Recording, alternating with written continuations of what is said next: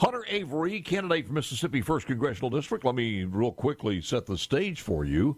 The candidates in the 1st District of North Mississippi will be, of course, Republican Trent Kelly. Trent is the incumbent, and he will have a primary against Mark D. Strauss, I think it is. And as Democrats, we have Diane Black and Hunter Avery, who are going to be vying for that position. And we have Hunter Avery on the air with us now. Hunter, good morning. How are you? I'm doing pretty good. How about you? I'm doing good. Can you you hear me okay? Everything okay? Yeah, can you hear me? I can hear you a little bit. Who is Hunter Avery? Well, he's a guy that's worked mainly in manufacturing. Been living in poverty most of my life, and I just want to make sure that my fellow Mississippians and Americans all across the country can escape that. I'm sorry, you said you've been living in poverty most of your life? Yes, sir. I mean, what do you bring to the office is what I'm asking, and I think most of the people would want to know. What are you bringing to the office that would maybe help other people not continue in poverty? Well, I think the first thing we need to do is we need to raise the minimum wage. There Up needs to what? be I'd say for big businesses, $20 an hour, and for small businesses, it needs to be about $12.50. And how did you come up with that number? Well, I've done a lot of research on it and consulted with a lot of my friends who are actually in college for economics and stuff. And basically, if the minimum wage, back when it was a living wage up until the late 60s, early 70s, if that was adjusted for inflation and it grew with the inflation rate, then we would be actually at about $24 an hour. But I think 20 is a good point. Do you think, from your perspective, somebody takes a job at minimum wage, at that skill level that pays minimum wage, that is supposed to be a life career for them, or as minimum wage was set out to be, a entry-level position for people to learn at the same time that they are making some money? Well, if you actually go back and you look back at what President FDR, when he was advocating for the federal minimum wage, it was to ensure that every working man could provide for his family. So I think that's what we need to go back to. Because if we just leave the minimum wage, if we just go at it as minimum wage is what these people or these kids that need to be working, that's what they need to be earning. If we go back to that, then we're ignoring the fact that there's not enough well-paying jobs for adults to go into. Why would you do this at two different companies? A big company is going to be punished versus a small company? Well, the reason for that is big companies have already been given way too many tax breaks. And they haven't shared the profits that they have gained from those tax breaks with the people who are actually bringing them profit. So you sound like you sound like a Bernie Sanders advocate. I'm not really a Bernie Sanders advocate. I'm more of a working class advocate. I think we're the people like me and you. We're the people that keep things going. Let me ask you, what makes you a Democrat? The fact that I can't get on board with a lot of the things that the Republican Party is doing right now. I'm not really a Democrat.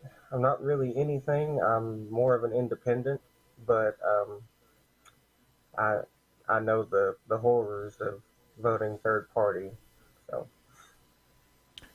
Yeah, but first of all, you're asking the Democrat Party, since you signed on with the Democrat Party, and to support you, in the primary, but you're saying you're not really a Democrat. Right. And you're not really a Republican, you're more of an independent. What are your stands as far as abortion is concerned? As far as abortion, I would personally, this is my personal belief, I would like to see fewer abortions. Mm-hmm. But I disagree on how we need to go about that. For instance, I think we need to join the rest of the modern world, what they're doing in places like Germany, England, most of the European countries, which are all our allies. They are giving incentives to give birth. They have, I think most of them have the 9 months of pregnancy off for the mother, and then I think it's 6 or 8 or 9 months off after that for both the mother and the father. And it's affordable. But Hunter, in the state of Mississippi, we're not in Germany and we're not in Rhode Island. A great deal of the people who are getting abortions across the country are low poverty already, and they're not working. They're already on subsidy one way or the other. So I have no idea where you're going with that one. But what do you do for a living?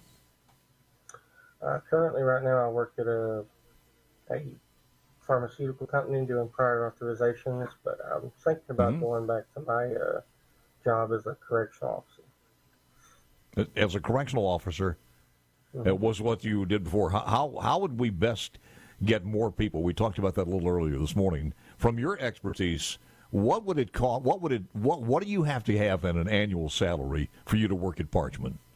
What do you think it would take to solve that employment problem at Parchman?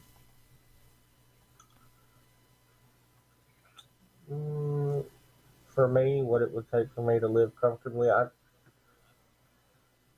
I would say between $60,000 and $70,000. $60,000 and $70,000, I would agree with you, to get people to go to the Mississippi Delta in that area and live at Parchman, probably so. Let me give you a couple of seconds here, a couple of minutes, and just go on and sum it up why people need to vote for Hunter Avery as a Democrat in the primary. Well, I think that, we have seen just in the past few days where women and their supporters have stood up for their rights. We've seen what happens when the working class stands up for their rights. We had the Homeland Security brought in, and they assaulted several people, and this was in L.A. So I think what we need right now is we need the working class to stand together, and I am a working class candidate, and I want people to know that I will wake up every day and think of them. How does that differentiate the other people in the race that are also working in jobs as far as work? I'm trying to figure out what the definition of working class is. Well, in my mind, somebody who is working class is anybody who is making, I'd say, less than $250,000 a year. And anybody that has been consistently, for lack of a better word, screwed over by the corporations that are buying off politicians, and also the politicians who then turn around, use that lobbying money. So a bill that the Congressman Hunter Avery would put forth, and I'm just trying to figure this out, would be you join a small business that's trying to survive. You got to pay them $15 to $20 an hour, and if they become pregnant on the job, you give them incentives for having that baby. Not the government, but the business is basically the government. Oh, the government. Well, they already do that. All right. Avery, good luck in the election, sir. Avery, Hunter Avery, candidate from the 1st Congressional District. Thank you for joining us, sir. We appreciate your time.